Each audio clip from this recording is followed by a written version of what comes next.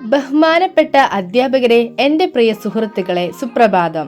ഇന്ന് ഒക്ടോബർ 2, മഹാത്മാഗാന്ധിയുടെ ജന്മദിനം. നിങ്ങൾക്കെല്ലാവർക്കും എൻ്റെ ഗാന്ധി ജയന്തി ആശംസകൾ നേരുന്നു.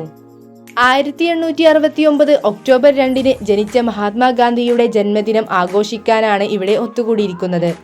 ഇന്ത്യയുടെ സ്വാതന്ത്ര്യ സമരത്തിലെ പങ്കിന് പേരുകേട്ട രാഷ്ട്രപിതാവ് മോഹൻദാസ് കരംചന്ദ് ഗാന്ധിയുടെ 155ാം ജന്മവാർഷികമാണ് ഇന്ന്. മഹാത്മാഗാന്ധി ഇന്ത്യയുടെ മഹാനായ സ്വാതന്ത്ര്യ സമര സേനാനിയായിരുന്നു. ലളിതമായ ജീവിതത്തിലും ഉയർന്ന ചിന്തയിലും അദ്ദേഹം വിശ്വസിച്ചു. സത്യവും അഹിംസയുമായിരുന്നു അദ്ദേഹത്തിന്റെ പ്രധാന തത്വങ്ങൾ. രാഷ്ട്രപിതാവ് എന്നും ബാപ്പു എന്നും അദ്ദേഹം അറിയപ്പെടുന്നു. അഹിംസയെ ആയുധമാക്കി അവരുടെ അവകാശങ്ങൾക്കും സ്വാതന്ത്ര്യത്തിനും വേണ്ടി പോരാടാൻ ദശലക്ഷക്കണക്കിന് ഇന്ത്യക്കാരെയും ലോകമെമ്പാടുമുള്ള ആളുകളെയും അദ്ദേഹം പ്രചോദിപ്പിച്ചു.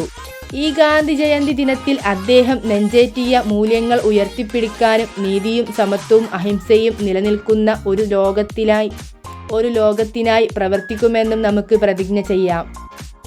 എല്ലാവർക്കും എൻ്റെ ഗാന്ധി ജയന്തി ആശംസകൾ നേർന്നുകൊണ്ട് ഞാൻ എൻ്റെ കൊച്ചു പ്രസംഗം നിർത്തുന്നു.